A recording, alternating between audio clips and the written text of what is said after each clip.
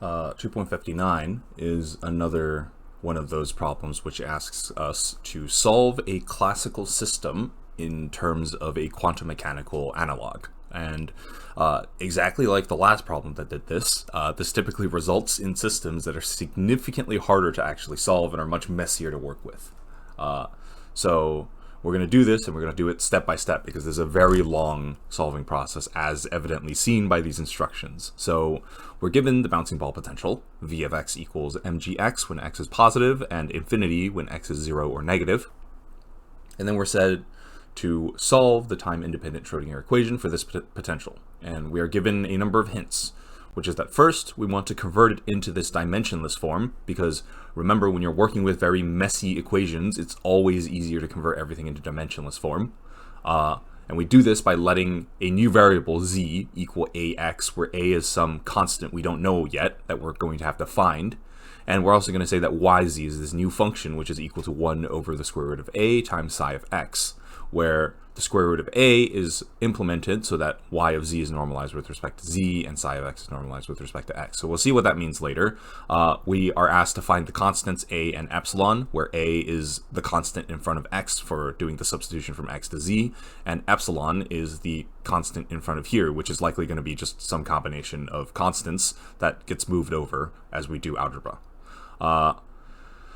And then after that, we're told to do some more stuff by SolidWorks to actually solve it via Mathematica or Python or whatever you want. So we'll look at that later. But for now, let's start by trying to get our Schrodinger equation into this form. So let's start by writing out the actual Schrodinger equation for this. So we have negative h bar squared over 2m multiplied by the second derivative of psi with respect to x squared, added with the potential v multiplied by psi, and this is equal to the energy E times psi.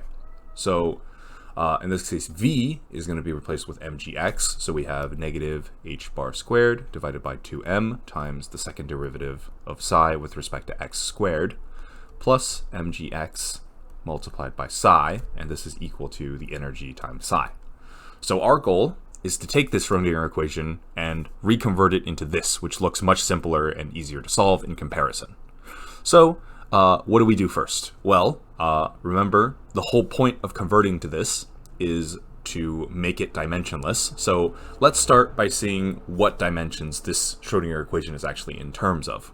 So if we look at the first term, h bar squared over m, h bar squared is going to have units of joules squared times seconds squared divided by meters squared, and then m just has units of kilograms, so multiplied by 1 over kilogram.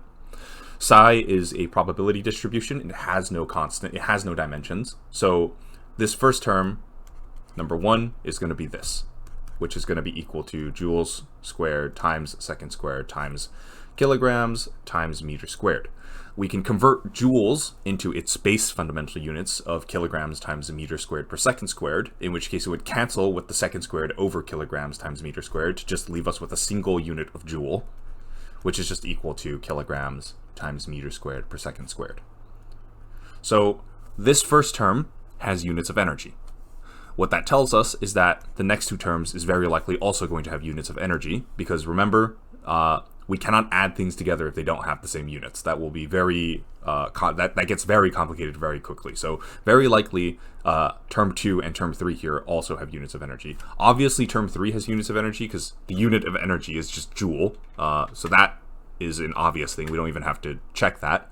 The one we do have to check is going to be mgx. So unit 2, or term 2, is going to be m, which is kilograms, times g, which is meters per second squared, multiplied by x, which is distance, which is meters. So this is going to give us kilograms times meters squared per second squared. So every term here, therefore, is in units of joules, or kilograms times the meter squared per second squared, or energy.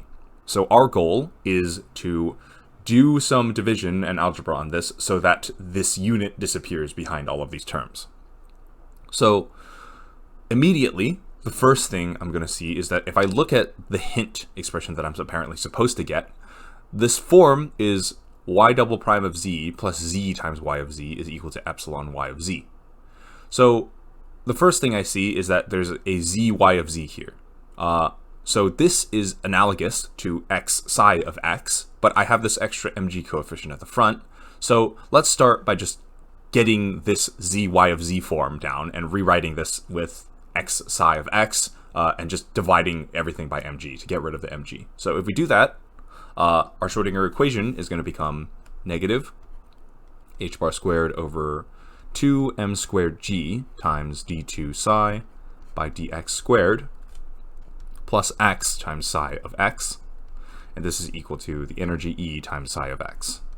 So at this point, the units originally is kilograms times meters squared per second squared. We're dividing by m, so divided by 1 over kilogram, and then dividing by g, which is, so that's, g is meters per second squared, so dividing that's going to be second squared per meter. So the units now for every term is going to be in terms of kilograms cancel, second squared cancel, meters cancel with squared, is in terms of meter. So we have an extra unit of distance that we still need to get rid of. In that case, if we have this extra unit of distance, there's nothing stopping us from defining a new constant that I'm going to call x naught. So if I say that x naught is an arbitrary distance in meters,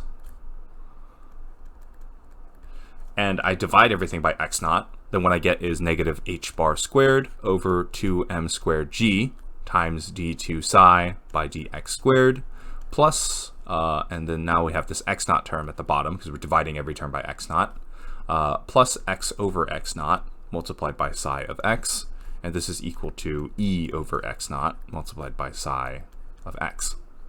So, oh, and also, you know what? I forgot the mg here. My apologies. Let's rewrite that. Okay, so now everything really is dimensionless because what I've done is I've divided by an arbitrary unit of length with units of meters. So meters divided by meters, that disappears. This expression is now dimensionless. And if we look up above at the form we're actually supposed to get, right? Well, in this case, what they are saying is that z is supposed to equal to some constant a times x. Well, in this case, our constant is just going to be a is equal to 1 over x naught. So we found a. And if we rewrite it that way, in that case, we're going to introduce z as z is therefore going to equal x over x naught. So if we rewrite everything in terms of z and we switch our variables to z as this hint suggests, we're going to have to do a change of variables from x to z for our wave function. And to do that, we use chain rule. So d psi by dx is going to equal d psi by dz times dz by dx. Well, z is just equal to x over x naught, so dz by dx is equal to 1 over x naught. So this is equal to 1 over x naught d psi by dz. Similarly, the second derivative, d psi by dx squared, is going to equal d by dx of d psi by dx. Using chain rule, again, we get d by d, let's see, d by dz of d psi by dx times dz by dx. So this is going to give me 1 over x naught times d by dz of, and I'm plugging in this top term for the d psi by dx. It's going to be d by dz of 1 over x naught d psi by dz, which is just going to equal 1 over x naught squared d2 psi by dz squared.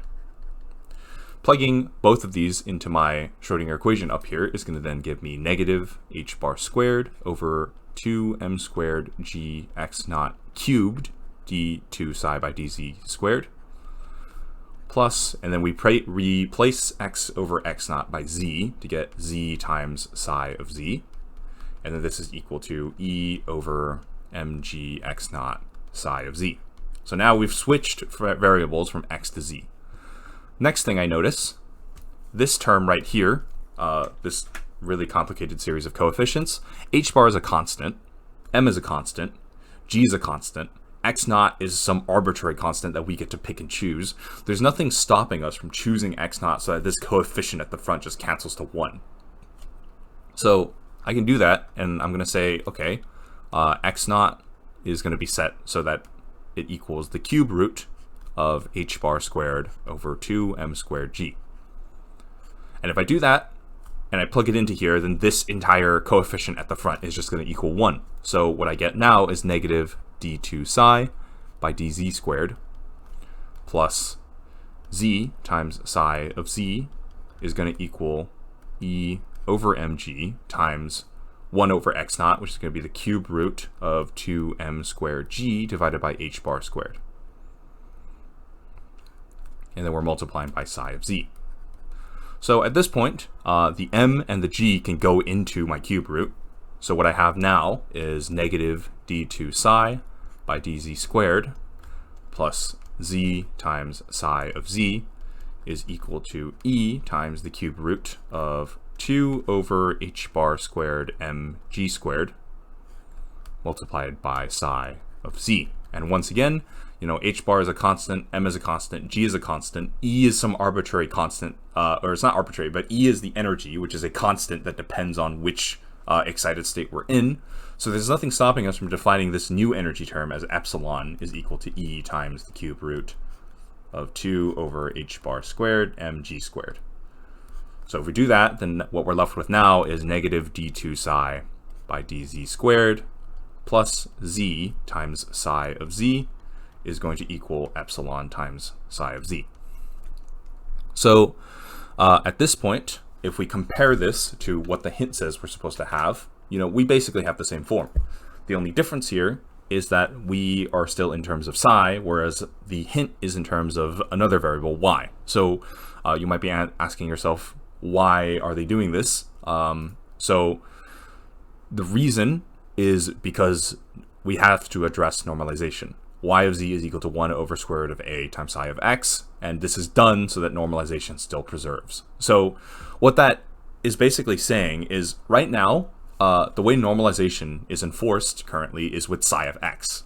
We have this normalization statement, which is that 1 has to be equal to the integral from normally from negative infinity to infinity, but since in this case the wave function is 0 when x is negative, it just goes from 0 to infinity of the magnitude of psi of x squared dx. So if we want to switch from psi of x to psi of z, well, we have z is equal to x over x naught. So what that means is that dz is equal to dx over x naught. So that means dx is equal to x naught times dz. So if we want to convert this normalization condition from x to z, what we get instead is an integral from 0 to infinity of magnitude psi of z squared times x naught dz. If we move this x naught in, then what we get is that 1 is equal to the integral from 0 to infinity of root x naught psi of z magnitude squared dz. So this is not a standard normalization condition. It's a little bit more messy.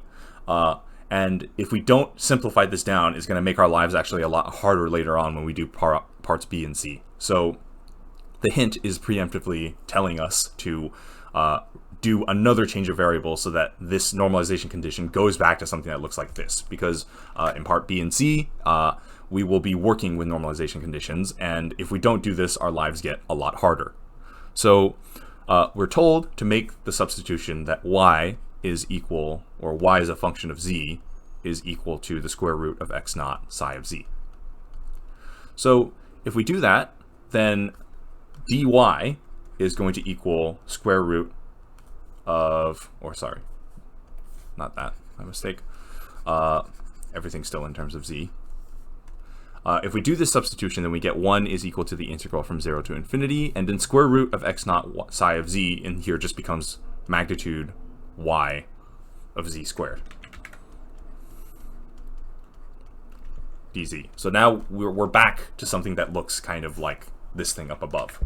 So we're going to switch from psi of z to y of z, which if we do that, well, this is just a direct substitution with an extra constant at the front. So if you look at what our equation currently looks like, all that's going to happen if we switch from psi to y of z is that, we say, okay, psi of z is going to equal 1 over square root of x naught times y of z.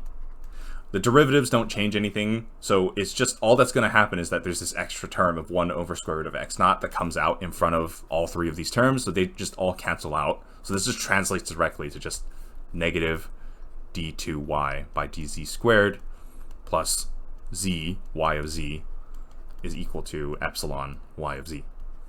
And if we look at what we're supposed to get, that's just the exact match for this. Whoops, don't want to cross it out. So we have an exact match. Now we can actually go on and try to solve this in Mathematica. So I will see you. And actually, I, once again, will be using Python because not everybody has access to Mathematica, since not everybody's going to be a university student. So I will be showing how to do this in Python instead of Mathematica. Right, welcome back to Python. At this point, unlike before, we're not going to be using ODINT because unlike the previous problems, we are no longer aiming to solve this graphically, but instead we're trying to do this algebraically. So ODINT primarily is used to solve things graphically, and that was useful for when we wanted to solve via wag the dog or wag the tail. But here we have a much more convenient tool set when we want to solve algebraically that's called SymPy. And let's just start defining our equation. So we're going to start by importing NumPy because we always do that no matter what. Second thing is SymPy. And I'm going to do import star as an import everything from SymPy, so I don't have to worry about which functions I need to call or not. And the next thing I need to do is I need to define y as a function. So the way you do that is you say y is equal to function, and we're going to call it y. And it's going to be in terms of z. So in SymPy, in order to define variables, you have to use the symbols command. So symbols z. So what this is doing is it's defining y as a function of the symbol z, where symbol is basically how we treat variables that aren't necessarily letters. Because in Python, remember, if you use a letter, it typically treats it like a call sign for something. Here, it's telling SymPy, or SymPy is telling Python that this letter z is going to be considered a mathematical variable that we're going to use to solve for stuff. Because if we don't call it like this, then Python is going to assume that z is trying to call something, and it's going to say, oh, we don't have z in the dictionary. Next thing we want to do is we want to define the derivative. Because remember, our derivative function that we're actually doing is negative d2y by dz squared plus z times y of z is equal to epsilon times y of z. Or if you rearrange the terms a little bit, it's d2y by dz squared is equal to the quantity z minus epsilon multiplied by y. So the really nice thing about SymPy in comparison to ODINT is that it's actually able to handle derivatives of order higher than 2. So I'm going to say y underline is equal to derivative.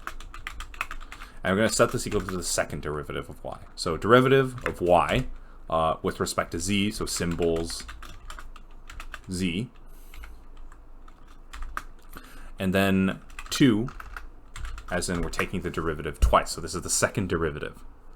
And then after that, we just write out our equation. So I'm going to write out the equation is equal to capital EQ, denoting a SymPy equation of the second derivative of y being equal, and in this case the equal sign is going to be represented by a comma. So one side of our equation is y is the second derivative of y, the other side is going to be the quantity symbols z subtracted by symbols, I'm going to call epsilon just e, and then let's see, everything is going to get multiplied by y.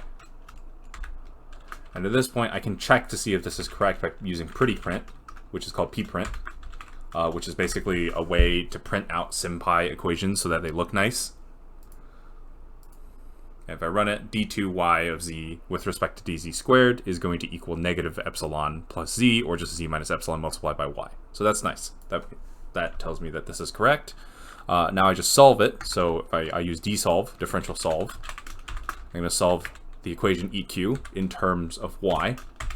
If I run this, I get y of z is equal to c1 ai negative e plus z plus c2 bi negative e plus z. So if you go back and look at the instructions for part A, it will say that the result is a linear combination of two probably unfamiliar functions. So these are the two probably unfamiliar functions that the instructions are talking about. These are called array functions, and they are one of the really common solutions to second order differentials, because remember, second order differentials by definition are very complicated to solve, and most of them cannot be done simply. One of the more simple ones is defined using this special type of function that's called an array function. Think of it almost kind of like a Gaussian function. So if you want to think of it that way, it's kind of like that. But at this point, if you're not familiar with it, it's not that important. However, just know that you will encounter this a lot later down the line in physics. And now we're told to plot each of them and see which ones are valid. Because remember, our potential goes to infinity as x goes to infinity, because the potential is mgx when x is greater than 0. So as x goes to infinity, the potential goes to infinity. That implies that the wave function has to go to 0. So if we plot ai and bi, we can see which ones are actually valid solutions by seeing which one goes to 0 at x as z goes to infinity, and which one doesn't go to 0 as z goes to infinity. So let's try that. Equation A, we're going to say, is equal to array ai, which is SymPy's way of defining an array function, and we're going to call it symbol in terms of z. And I want to name this A, not Q. Same thing, equation B, I'm going to call array, but bi instead, times, or in terms of symbols, z. So the reason why we're just using z here is because e is just a constant, so that's just offsetting our array function a little bit, which doesn't really matter. And then we can plot them. So let's plot PQA. This is plot is another very useful function for SymPy. And if we do this, we get the array A function going to 0, but the array B function diverges to infinity as x goes to infinity. This one is not normalizable. It's also not true because it doesn't match the boundary conditions. What that tells us is that the actual solution has C2 equal to 0. Therefore, the actual general wave function is going to be purely in terms of AI. So then we solve for this and apply boundary conditions to solve for C1. And to do that, I will meet you back on Paint. Okay, now that we have finished plotting AI and BI and found which one is valid, the next part is the allowed values of epsilon and hence of energy are determined by the condition psi of 0 equals 0. Find the ground state epsilon 1 numerically and also the 10th epsilon 10. Obtain the corresponding normalization factors and then plot psi 1 and psi 10. And then finally, as a check, confirm that psi 1 and psi 10 are indeed orthogonal to one another. So let's start with this first part, which is that we've obtained our general solution, C1ai of z minus epsilon, and we're told that we can find valid solutions by using the boundary condition psi of 0 is equal to 0. So remember, z is equal to x over x naught. So by saying that x equals 0, z is therefore also equal to 0. So if we were to then plug this condition in, what we'll find is that we have this new condition, which is that y of 0 is equal to 0, or 0 is equal to c times the array function multiplied by z is equal to 0, so negative epsilon. So our new condition, therefore, is that the array function of negative epsilon has to equal 0 for valid values of epsilon, and therefore for valid values of energy, and therefore by finding all of the zeros of the array function, we will be able to effectively find all of the valid values for the energy. So if we look up above, for ai of z is equal to 0, that corresponds to like this point, this point, this point, this point, this point, this point, so on, so on, so on.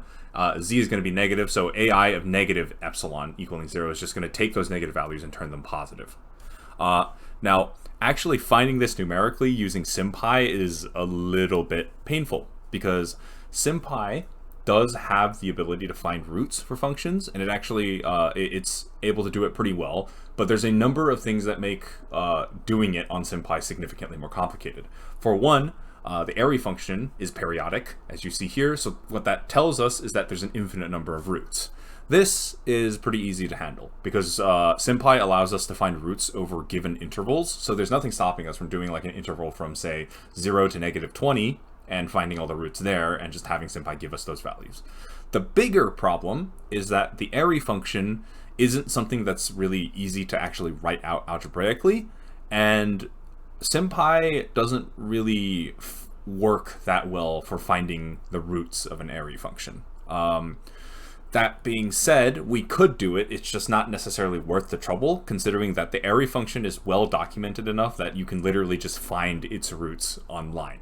So in favor of sort of saving time, because there is a number of very painful things that we have to do coming up soon, I'm actually just going to give out all of the first 10 roots of the array function, because you can literally just look them up online. And I'm going to paste them in here as this. So the ones of interest for us are epsilon1 and epsilon10. These are epsilon1 is equal to 2.338, and then epsilon10 is equal to 12.83. So at this point, now if we plug this back in, we have that our nth state yn of z is equal to cn times the array function of z minus epsilon n. And now we are going to have to actually do normalization, so we will do that next. Okay, so the normalization condition that we have in this case is the one that we defined earlier on after doing a change of variables, which is that 1 is equal to the integral from 0 to infinity of the magnitude squared of yn of z squared dz. Remember, so this is where this is playing in. This is the reason why we did that variable change for the normalization condition, because if we didn't, then we would have to work in terms of x, which would be a lot more annoying.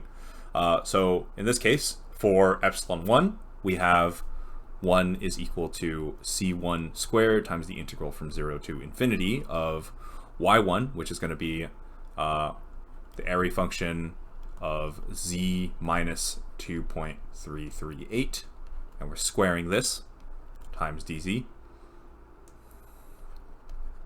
And then for our 10th one, it's going to be 1 is equal to c10 squared, integral from 0 to infinity of the array function, this time of z minus 12.83 squared, and then dz.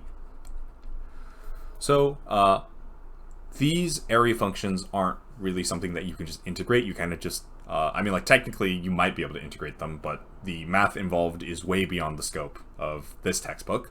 So really at this point you would just plug this into a calculator, and you would find that this one is approximately equal to c1 squared times 0.4917, and this one is roughly equal to c10 squared times 1.14.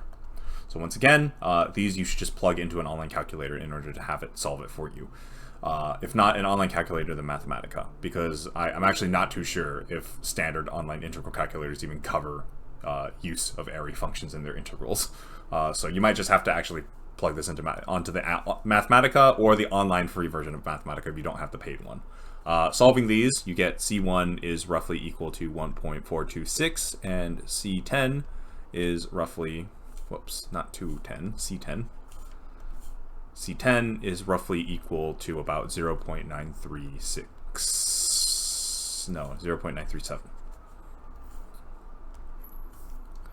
Okay, now at this point we can change back to our original variables to actually get the wave function proper. So y of z is equal to the square root of x naught times psi of z, and z is equal to x over x naught. So the square root of x naught times psi n of x, because remember we're switching from z back to x, is going to be cn times the array function of z, which is going to be x over x naught minus epsilon n.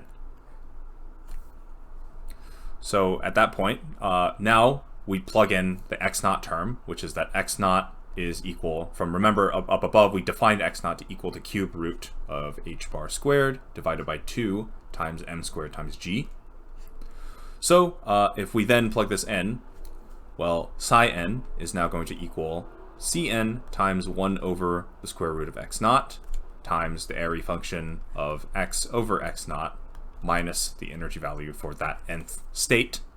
So for psi 1, we have roughly C1 is equal to 1.426 divided by square root of x naught times the area function of x over x naught subtracted by epsilon 1. So this is going to give us 1.426, let's see,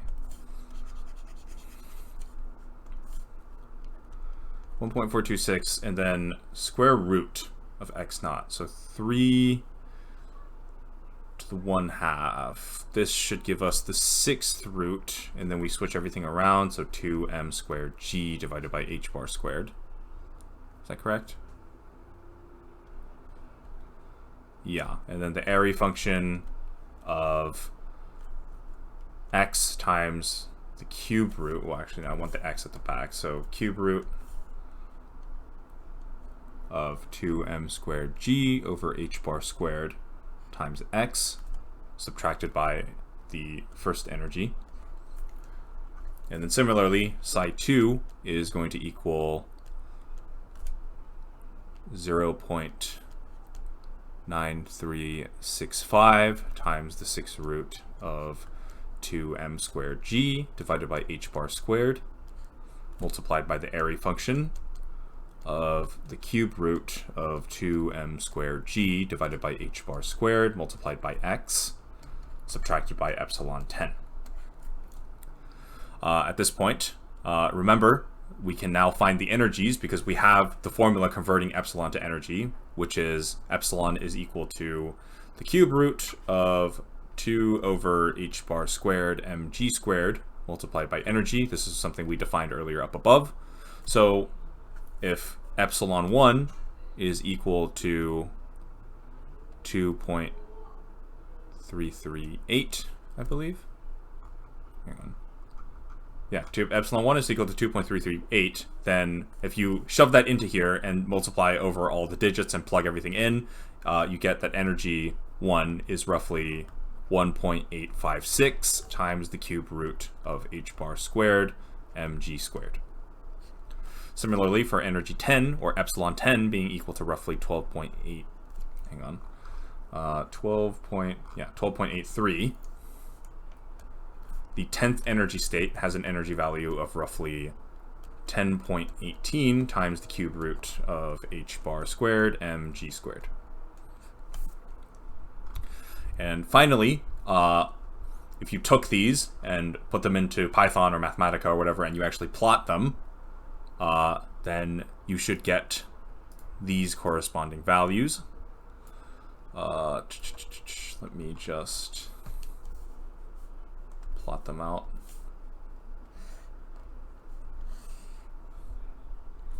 Okay, so if you plotted psi 1, and let's do that in like red. Psi 1 looks something like this.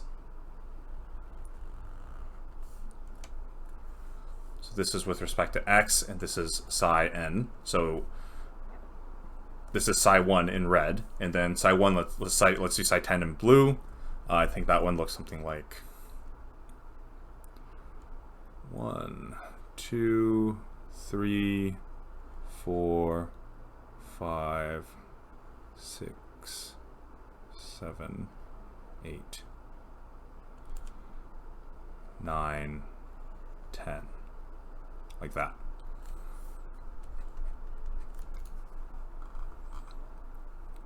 Okay, so these are the graphs. Obviously, mine aren't that accurate because I'm drawing them, but that's roughly what they should look like. So psi 1 has 1 hump, psi 10 has 10, which makes sense.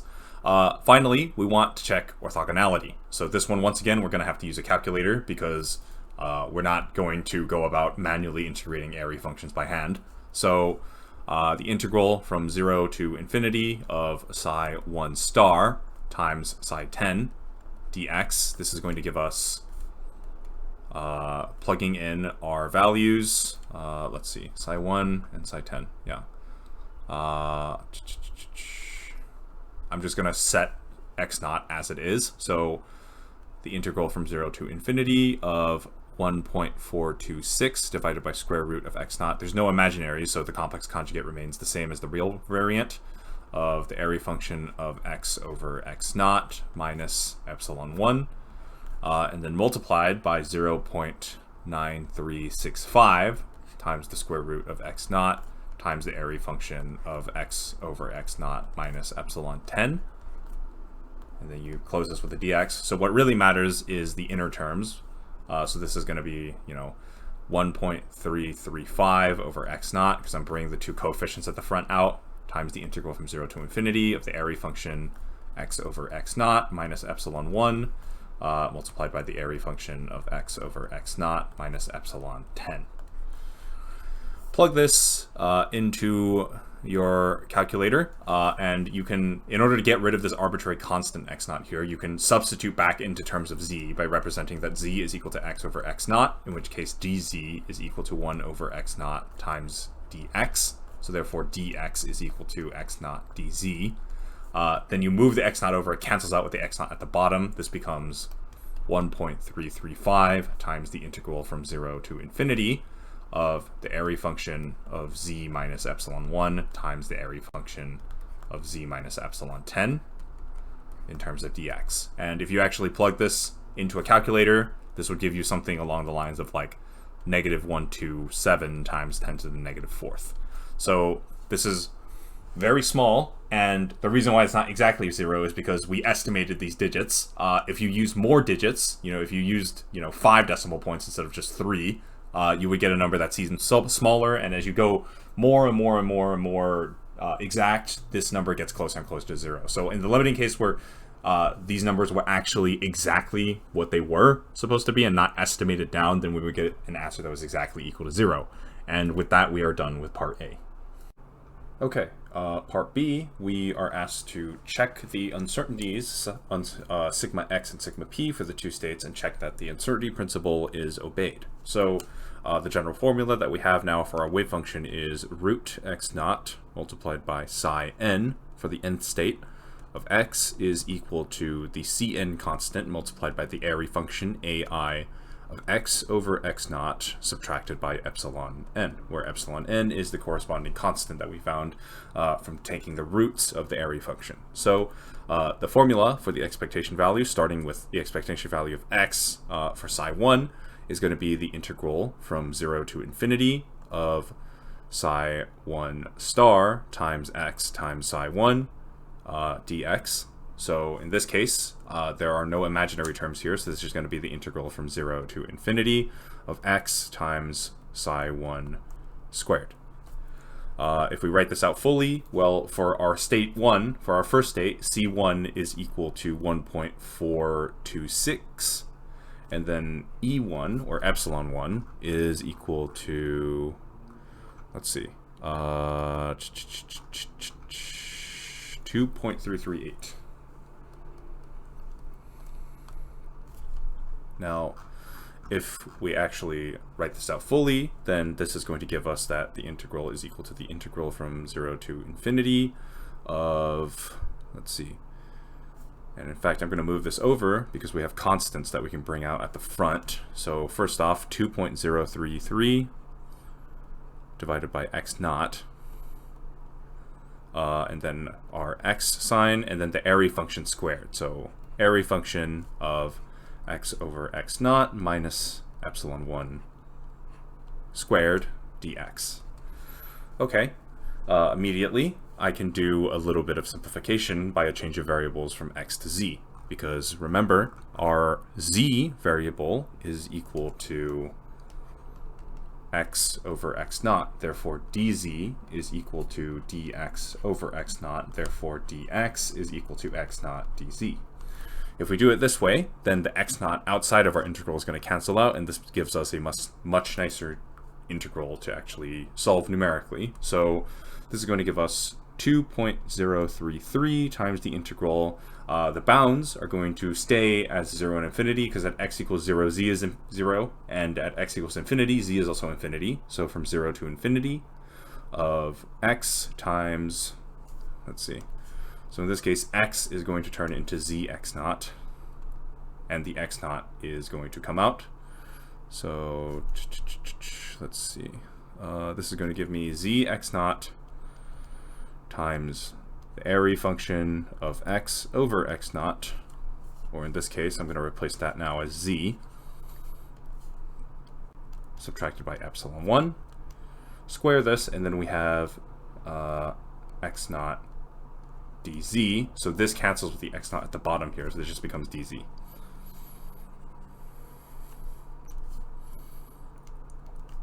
Which is just going to give us 2.033 times x naught, integral from 0 to infinity, z of the area function of z minus epsilon 1 squared, dz. Finally, I can do another change of variables, switch this to a new variable. I'm going to say u is equal to z minus epsilon 1, because I don't want anything extra in my area function. This thing is already enough of sort of a pain to actually calculate as it is, that I don't want any extra arguments in here. So z minus epsilon 1, in which case du is directly equal to dz. So then this is going to give me 2.033 times x naught times my integral from 0 to infinity. Actually, in this case, our bounds are going to change, because, let's see, at z equals 0, u is going to equal negative epsilon 1, and then at z equals infinity, u is still infinity. So this is our new bound. Z is going to be u plus epsilon 1 times the area function of just u squared du. And at this point, you would just shove this into an integral calculator and solve it that way. I don't actually know if online integral calculators can comprehend area functions, so you might actually just have to plug this into Mathematica, because you could probably also do it with Python, but it is significantly harder, because I don't think SymPy or SciPy works particularly well integrating area functions. So honestly, this one you might just have to throw into the online free version of Mathematica if you don't have the paid version, but it should still work, and this is simple enough that it shouldn't have that much trouble with it. The resulting expression you get should be 1.558 times x naught. Now, similarly, for x squared, the expectation value of this is going to be the exact same. The only difference is that it's going to be an x squared term at the front. So this is going to have our integral from 0 to infinity of x squared times 2.033 over x naught times the area function of x over x naught minus epsilon 1 squared dx. And once again, we just do a change of variables. This is going to give us the exact same result as over here, with the only exception being that this term here is going to be squared now. So this is going to equal 2.033 x naught squared in this case, instead of an x naught, because remember, this variable undergoes change of variables as well. It's going to give us this factor of x naught squared instead of just x naught. The intervals of this u integral is the same as before, negative epsilon 1 to infinity. This time, u plus epsilon 1 squared times the area function of u squared du. And this one, once again, shoved into a calculator on Mathematica Online, is going to give you 1.55, sorry, that's the exact same as the above one. This one's going to give you 2.915 x naught squared. And immediately, this is going to give us the uncertainty in x, which is going to be the square root of the expectation value of x squared subtracted by the expectation value of x itself squared, which is going to be roughly 0.697 x naught. Now, for p, the expectation value of p is immediately known via Ehrenfest's theorem, because remember, the expectation value of p can be defined as the derivative of the expectation value of x with respect to time. In this one, since the expectation value of x has no time dependency, it's just a constant, expectation value of p is going to equal 0. As for the expectation value of p squared, This one, we're going to have to use a few math tricks to make this a little bit more manageable, because remember, this is equal to the integral from 0 to infinity of psi 1 star times negative I h bar d by dx squared times psi 1 dx. So if we move this over, the two positives make a negative. The two negatives here make a positive, the two i's make a negative, so we're left with a negative. This is going to give us negative h bar squared, integral from 0 to infinity, psi 1 star times d2 psi 1 by dx squared. Now, it isn't necessarily the best idea to just take derivatives of airy functions. So instead of doing that, we're going to make this a little bit simpler on ourselves, and instead of multiplying an airy function by its second derivative, we're going to do integration by parts. So I'm going to say u is equal to psi 1 star, in which case du is equal to d psi 1 star by dx. I'm going to say dv is equal to d2 psi 1 by dx squared dx, in which case v is going to be d psi 1 by dx. So in that case, the expectation value of p squared via integration by parts is going to be negative h bar squared multiplied by u v going from 0 to infinity minus the integral of v du. So minus the integral from 0 to infinity of, in this case, because once again there's no imaginaries for our wave function, this is just going to be d psi 1 by dx squared dx. Now immediately for this term, the wave function has to go to 0 at 0, because that's where the infinite well begins. Remember, our potential looks something like this, where this goes up to infinity and this goes up linearly. So this is at x equals to 0, so anywhere to the left of that, v is equal to infinity, wave function has to be 0. Via continuity, the wave function at x equals 0 also has to be 0. So similarly, at infinitely far away, this potential goes to infinitely far away, so the wave function also has to go to 0 at infinity. This term is just therefore going to equal 0. So the expectation value of p squared is going to be negative, and negative canceling out to form just h bar squared times the integral from 0 to infinity of d psi 1 by dx squared dx. And now, if we do this, this is going to give us h bar squared, integral from 0 to infinity of, let's see, 1.426 over square root of x naught. Is C1 1.426? Yeah, 1.426 over square root of x naught times the derivative of the airy function at x over x naught minus epsilon 1, and taking this whole thing and squaring it with respect to x. So this is going to give me, let's see,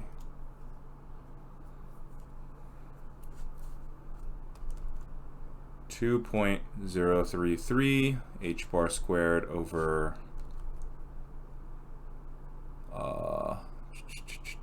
x naught squared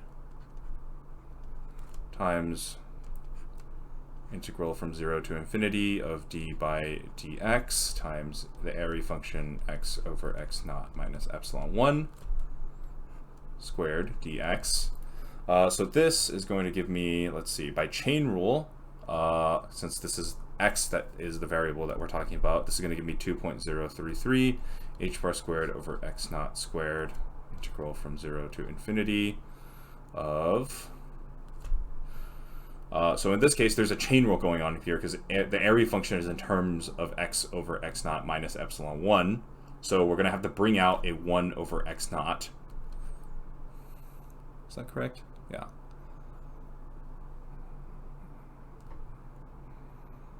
And sorry, there's not supposed to be a squared term here, because it's the square root of x naught that we're squaring. So this is going to give me a 1 over x naught term on the inside times ai prime of x over x naught minus epsilon 1. Because remember, the airy function is a function. So the derivative of a function by chain rule is going to give me the derivative of that function times the derivative of the interior term in terms of itself. Because ai of x over x naught minus epsilon 1. This is a function of some kind, so we have to actually apply chain rule to it this way. This whole thing is squared dx. In that case, bring the x naught out. This is going to give me 2.033 h bar squared over x naught cubed times the integral from 0 to infinity of the area function prime of x over x naught minus epsilon 1 squared dx. Once again, I'm going to do a change of variables. So this is going to give me 2.033 h bar squared over x naught cubed. Switch from x to z. This is going to give me from 0 to infinity, the bounds remain the same, of the area function prime of z minus epsilon 1 squared. And then my dx is going to change to x naught dz. So this is going to give me, and then after that I change to u, where u is equal to z minus epsilon 1. This is going to give me 2.033 h bar squared over x naught squared times the integral from negative epsilon 1 to infinity, in the same way that we changed the interval earlier for the expectation value of x, times the area function prime with the argument being u, and squaring it with respect to du. Once again, and now, once again, we throw this into Mathematica, and this is going to give us roughly 0.7791 times h bar squared over x naught squared. Therefore, the uncertainty in p, since the expectation value of p itself is 0, is going to be square root expectation value of p squared minus expectation value of p itself squared, which is just going to be the square root of the expectation value of p squared, which is therefore going to be the square root of this term right here. This is going to be 0.883 roughly times h bar over x naught. And now we multiply the products for the uncertainty principle. Sigma x, sigma p is going to be about 0.697 x naught multiplied by 0.883 h bar over x naught. This is roughly equal to 0.616 times h bar, which is indeed greater than the minimum value of 0.5 h bar.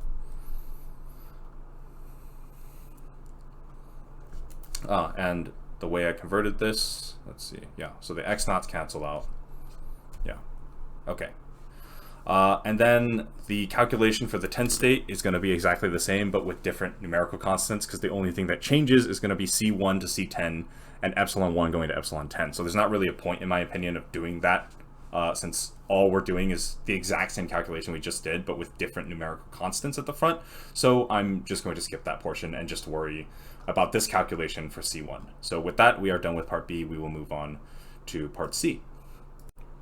Okay, problem C is going to be a reference to problem 1.11, which I'm going to assume that you already know about. So if you find yourself sort of not remembering what exactly that's about, then please go back and look at that video. Otherwise, this problem basically wants us to compare the classical probability distribution of finding our falling ball at any point versus the quantum probability distribution, and graphing the two and comparing them. So in 1.11, the result that we got from that, or the concept we were introduced to, was that basically in classical mechanics, let's analyze a ball starting at some height h and it's falling down.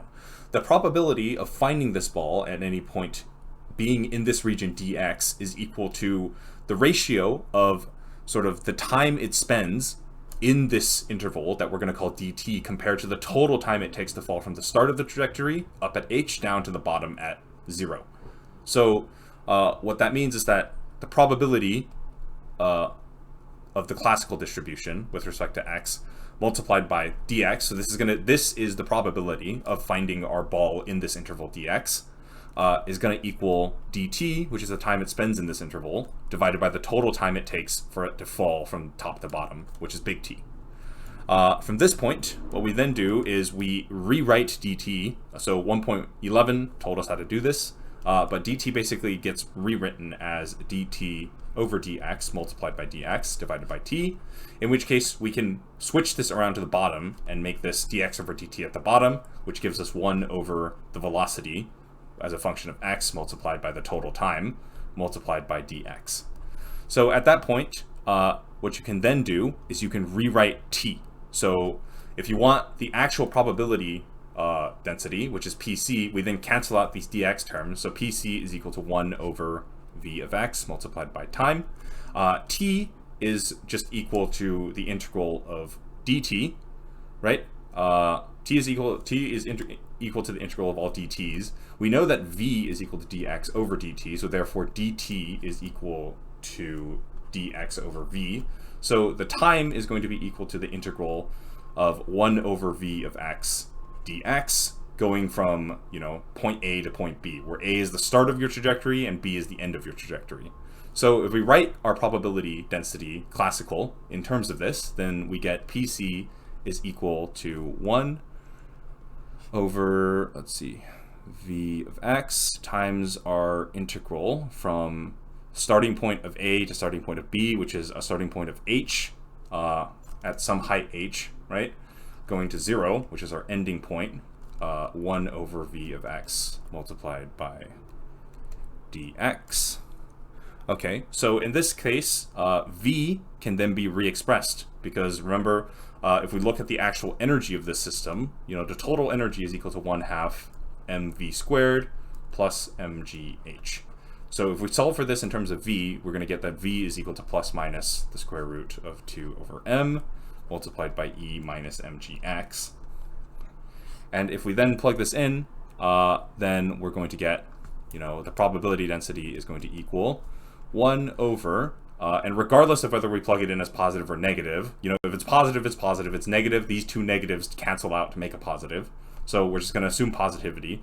So square root of 2 over m times e minus mgx multiplied by the integral from h to 0 of 1 over square root of 2 over m times e minus mgx dx. Let's see. Right, so at this point, I can pull out the square root of 2 over m and cancel it, I believe. Yeah, so the square roots of 2 over m cancel. This is going to give me 1 over the square root of e minus mgx times the integral from h to 0 of e minus mgx to the power of negative 1/2 dx.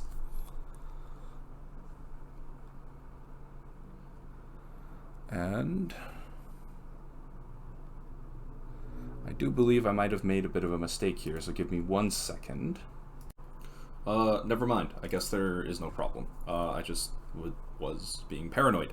Anyway, at this point, we shove this in and solve it. So this is going to give us, 1 over, I'm going to rewrite the square root of e minus mgx times the integral from, and I'm going to add a negative at the front and turn this into an integral from 0 to h of e minus mgx to the negative 1/2 dx, in which case this is going to give us, 1 over negative square root e minus mgx, and this is going to get multiplied by, e minus mgx to the power of 1/2, and then we got to cancel out the coefficients that come out, so 2 over mg, I believe.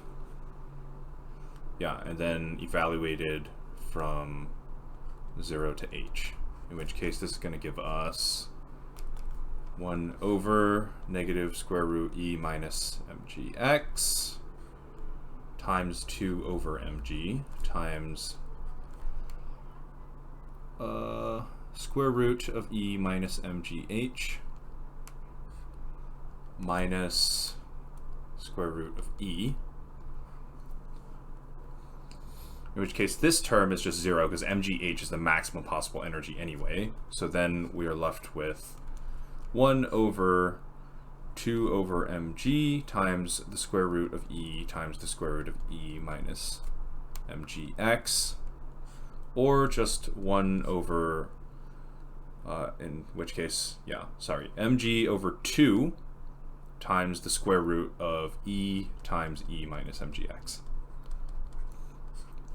And if we look up above, mg over 2 times square root of e times e minus mgx, we match. So with that, we are done with this part. Now we have to switch this into dimensionless terms, or in our units, with a equals to 1, it equals this. So we're going to have to switch this from e to something in terms of epsilon. So let's see how to do this. So first off, I'm going to take note of what x naught equals. So let's see, because if we want to switch to epsilon, we have to know what epsilon and x naught actually are.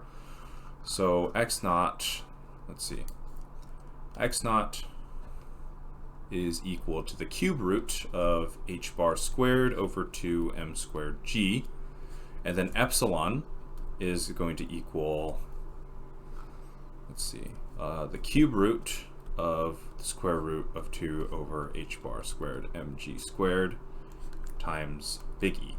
So if we want to convert to epsilon, we have to somehow get it into this form. So to do that, let's see, what do we do first?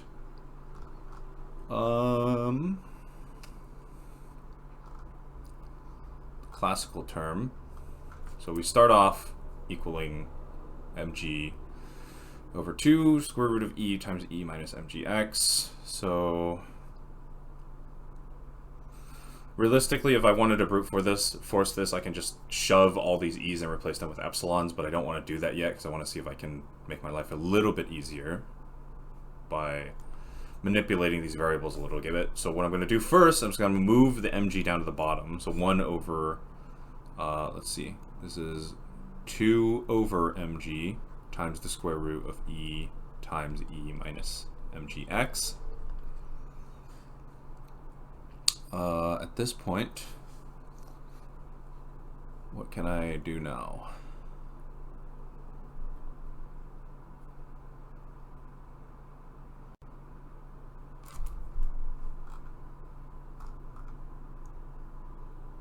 Well, epsilon is also equal to e over mg x naught. That's the alternate form for epsilon. So in terms of x naught, so let's multiply everything by x naught over x naught, in which case we get 2 x naught over mg x naught times the square root of e times e minus mg x naught, mgx. So if we do that, then we can feed an x naught in to our square root.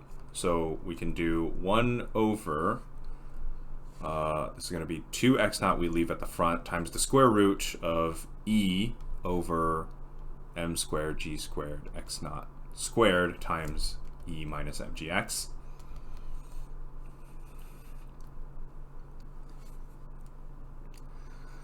And then at this point I can move another x naught in, so this is going to give me 1 over 2 x naught times the square root of e over mg x naught times e over mg x naught minus x over x naught.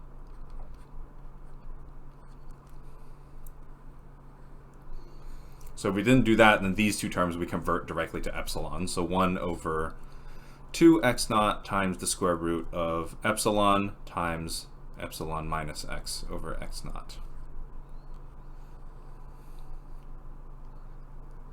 And then epsilon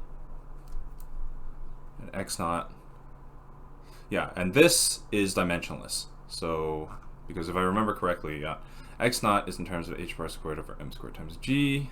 Epsilon is terms, so this is going to be epsilon squared x. Yeah, so this is dimensionless. You can test out the units yourself to check if you want, but this has no dimensions, so this is the result that we want. Our probability, our classical probability distribution in terms of our dimensionless constants here. And if we check above, this does in fact equal what we're expected to get, 1 over 2 times square root of epsilon times epsilon minus x, just with this extra x naught term at the front. Is that correct? 1 over 2 square root epsilon times epsilon minus x. No, I have an extra x naught squared term.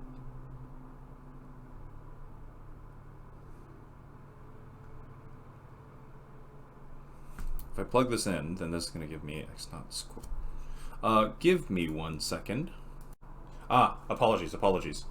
This problem has the added requirement that a has to equal 1. So if you remember, our a term was defined as 1 over x naught. So if a is equal to 1, then x naught is also equal to 1. Therefore, this is going to equal 1 over 2 square root of epsilon times epsilon minus x, which is in fact dimensionless. Okay. With that done, now you can go and graph this. So I believe they want us to graph, let's see. Yeah, the quantum probability density with respect compared to the classical one for the state psi 10. So for this one, you just plug in, epsilon 10. So the classical probability of x at the 10th state is going to be 1 over 2 square root of epsilon 10 times epsilon 10 minus x. And then our wave function, the 10th wave function, is going to be, let's see, square root of x naught times psi 10 of x is equal to c10 times the Airy function of x over x naught minus epsilon 10. And then if we decide that x naught arbitrarily is going to equal 1, then we get psi 10 of x is equal to c10 times the Airy function of x minus epsilon 10. And then our value for epsilon 10 is, I believe it is, hang on, let me look, 12.83. So we plug these into a calculator and calculate and plot PC versus PQ, which is psi 10, because remember this is just a probability distribution. What we should get is, I'm going to draw it out, something that looks like this. So we already know what the 10th wave function plot looks like. And remember, we have to take the magnitude squared. So PQ is going to equal, in this case, since there's no imaginary terms, it's just the square of psi 10 of x. What we will get is something that looks like this. So I'm going to do psi 10 in blue. So 1, 2, 3, 4, 5, 6, 7, 10. Forgive me, all of these are supposed to go down to 0. Hang on. 1, 2, 3, 4, 5, 6, 7, 8, 9, 10. Okay. So 1, 2, 3, 4, 5, 6, 7, 8, 9, 10. It looks something like this, where it just gradually gets bigger.